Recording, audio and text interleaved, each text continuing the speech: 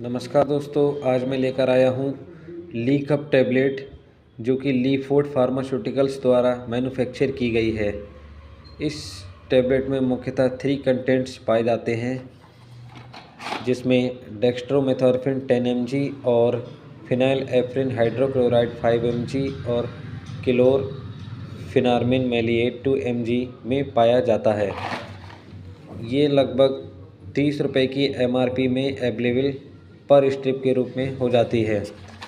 इसका मुख्यतः सबसे ज़्यादा उपयोग सर्दी, खांसी, जुखाम, नाक बहना, फूड एलर्जी और सूखी खांसी अथवा छाती में होने वाले कंजप्शन में इसका उपयोग किया जाता है।